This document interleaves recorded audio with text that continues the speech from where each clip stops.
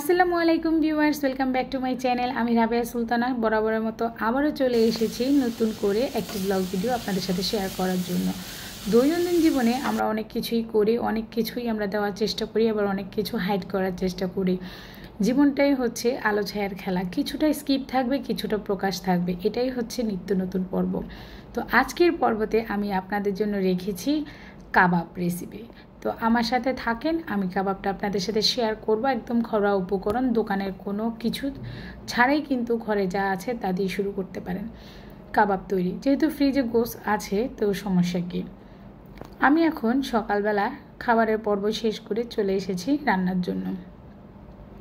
তো ভেন্ডি ভাজি করব, এর জন্য পেঁয়াজ, রসুন কুচি আর কাঁচামরিচ দিয়ে তেল দিয়ে নাড়াচাড়া করছিলাম। সামান্য একটু লবণ অ্যাড করেছি এবং এতে আমি দিয়ে দিব হলুদের গুঁড়োটা দিতে স্কিপ হয়ে গিয়েছে। আসলে সব কিছু তো দেওয়া যায় না, তাই মাঝে মাঝে বুঝে নেবেন।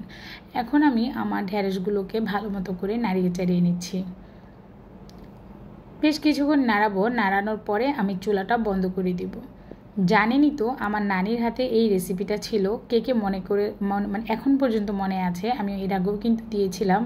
আমার নানু যখন ঢ্যাঁড়স ভাজি করতো তখন কিন্তু অর্ধেক সময় মানে এরকম রান্না করার পরে চুলাটা অফ করে দিত, ঢাকনা দিয়ে রেখে দিত। এতে করে ভেন্ডিগুলো কিন্তু প্রপারলি হয়ে যেত। এরপরে হচ্ছে আবার চুলায় আগুন জ্বলিয়ে দিয়ে ভালো মতো নেড়ে চেড়ে তুলে ফেলতো।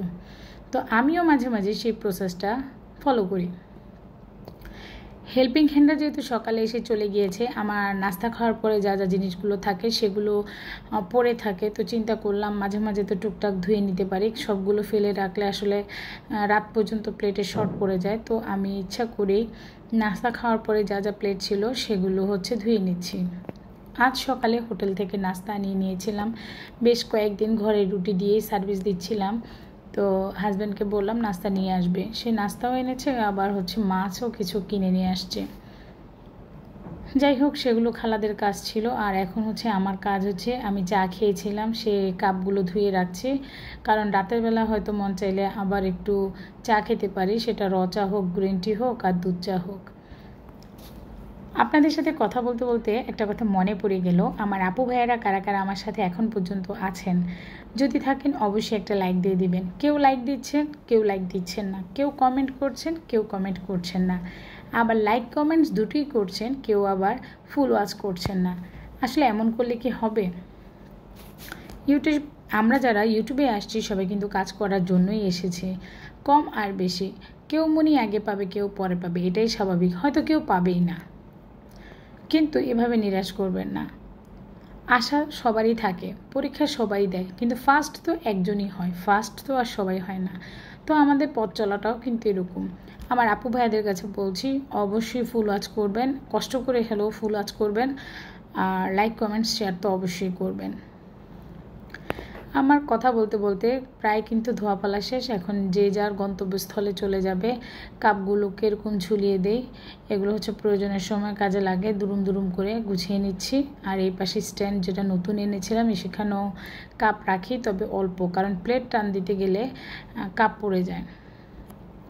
প্লেটগুলো নিজেই সেট করে নিচ্ছি। খালা তো এলোমেলো করে রাখে, আমার আবার সবসময় পছন্দ হয় না, তো মাঝে মাঝে আমি নিজেও এগুলো সেট করি। ওইটা কিন্তু আমার কিন্তু ঢ্যাঁড়স ভাজিটা হয়েই গিয়েছে। এখন হচ্ছে আমি আবার আরেকটা তরকারি বসাচ্ছি এই পাশে, সেটা হচ্ছে পেঁপে আর আলু দিয়ে চিংড়ি মাছ। বাজার যে এনেছিল সেখান থেকে চিংড়ি মাছ নিলাম, আজকে চিংড়ি মাছগুলো একটু বড় বড়। এখন আমি আমার জন্য একটা সবজি করে নিচ্ছি।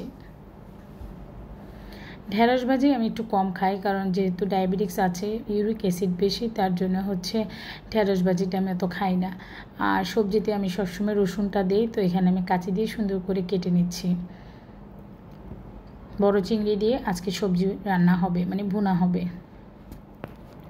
কে আমার মতো শুধু রসুন দিয়েই এই সবজিটা খান, ঢেঁড়স হোক আর শাক হোক আর সবজি হোক। আমি আলু ভাজিতেও সামান্য একটু রসুন কুচি আর তেল, পেঁয়াজ, কাঁচামরিচ দিই, ছাড়া আর কিছুই দিই না।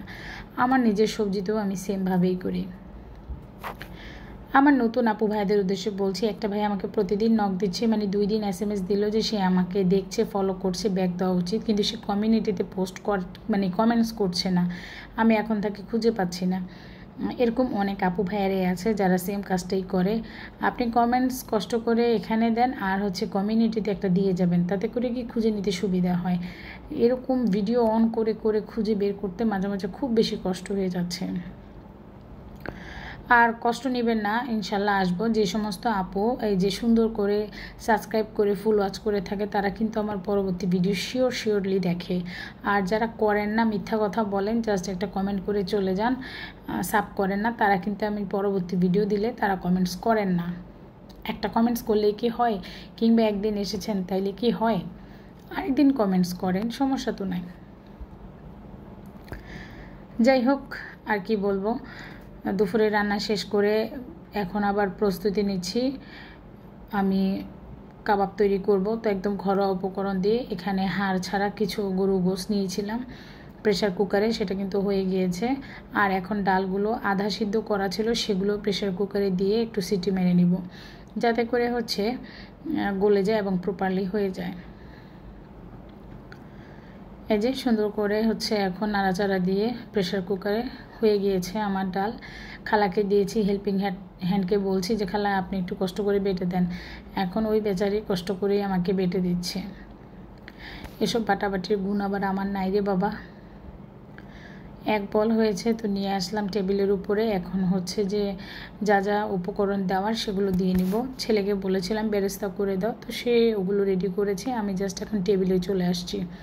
দুটো ডিম দিয়ে দিচ্ছি।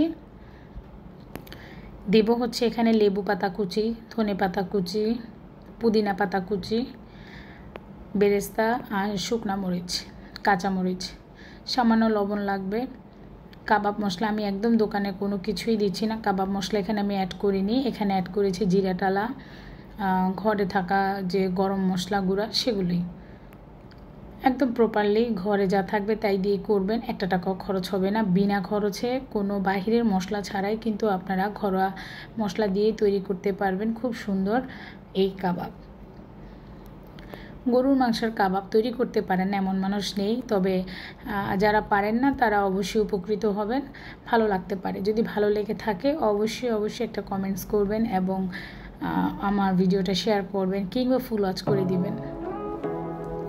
অলমোস্ট হয়ে গিয়েছে, এখন হচ্ছে গোলা করার পর্ব। দেখেন একদম পারফেক্ট হয়েছে। আজকে আমাকে এতে বিস্কিটের গুঁড়া, ময়দা কিংবা বেসন কিছুই অ্যাড করতে হয়নি, একদম পারফেক্ট হয়েছে। এখন জাস্ট সুন্দর গোল গোল করে আমি বেশ কিছু কাবাব করে নিয়েছি, অনেকগুলোই হয়েছে। এগুলো ফ্রিজে কিছুটা স্টোর করব আর আজকে কিছুটা তৈরি করে খাবো। আসলে বার্থডে প্রিপারেশন চলছে, যেহেতু আমার ছেলের বার্থডে আগামীকাল, তো তার জন্য আমি কাবাব কিছু তৈরি করে নিচ্ছি, নিজেরা খাবো। আর সে বলেছে মা কী গিফট দিবে, সে হচ্ছে খাওয়ার পাগল। তো আমি বললাম যে কিছু একটা খাইয়ে দিলেই হবে, তো বলছে ঠিক আছে। তো দুপুরে কাবাবটা করেই নিলাম, ভেজে নিচ্ছি যে ভাতের সাথে খেতে পারবে। তো এই যে তার জন্যে, আসলে আমরা যেদিন জন্মদিন থাকে সেই দিন বিশেষ করে জন্মদিনটা পালন করতে চাই না, এটা মুসলমানদের জন্য খুবই মানে কি বলবো, যারা জানেন উচিত না। তো আমি সেই জন্য আগে পরে করব, আজকে আর কিছুই রান্না করব না, জাস্ট নিজেরাই এই যে একটু কাবাব খেয়ে নিচ্ছি, নর্মাল তরকারি এগুলোই, যাতে করে সমস্যা কম হয়। কেকটাও আনা হয়নি, বলেছি এখন বড় হয়েছো, এখন আর বার্থডে নাই বাবা, বড় হয়েছো, আর যেহেতু তোমরা করে এসেছো একটু ইসলাম ধর্মকে মানো, যেই দিন বার্থডে সেই দিন আমরা কোনো কিছুই আনবো না, হয়তো তার আগে আনবো নয়তো বা তার পরে আনবো। আমার মতে কারা কারা এরকমটা খুব বেশি মানেন কিংবা পছন্দ করেন। তো দেখেন আমার কাবাবগুলো কিন্তু একদম পারফেক্ট হয়েছে এবং খেতেও কিন্তু মজাই হয়েছিল, কারণ একদম ঘরোয়া উপকরণ দিয়ে। সন্ধ্যায় ছেলে মেয়েদের এই যে ট্রিট দিলাম, আমি বলেছি যে খাওয়াবো, তো বার্গার এক্সপ্রেস থেকে আমি কিছু খাবার অর্ডার করেছিলাম। তো আমার ছোট ছেলে তৌফিক চেষ্টা করছিল খোলার জন্য। এখানে কিছু উইংস আছে আর আমি কিছু স্ল্যাব স্যান্ডউইচ যেগুলো বলে সেগুলো এনেছিলাম, না ক্লাব স্যান্ডউইচ, যাই হোক এই যে এরকম স্যান্ডউইচ এনেছে। তো ছেলে অর্ডার দিয়ে নিয়ে আসলো, বললো যে মা আমি এগুলো খেতে চাই। তো বলছে ঠিক আছে। দুই ছেলেই পণ্ডিত এবং দুই ছেলেই হচ্ছে খাবারের জন্য অস্থির। যেহেতু উইংসগুলো বেশি ঝাল ছিল, তৌফিক বাবা আবার খেতে পারেনি। আর আমার ছেলে আমরা সবাই মিলে টুকটাক করে একটু খেয়েছিলাম স্যান্ডউইচটা, খুব মজা হয়েছিল।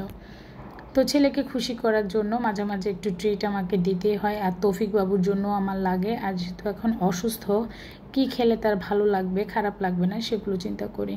তো আজকের ব্লগ ভিডিওটি যদি আপনাদের ভালো লেগে থাকে অবশ্যই কিন্তু কমেন্টস করবেন, আমার পাশেই থাকবেন। আর এখানে দেখেন ছেলে কোল্ড কফি তৈরি করেছে। আমার বড় ছেলে দেখছেন কি ওস্তাদ। তো সবাই ভালো থাকেন, আল্লাহ হাফেজ।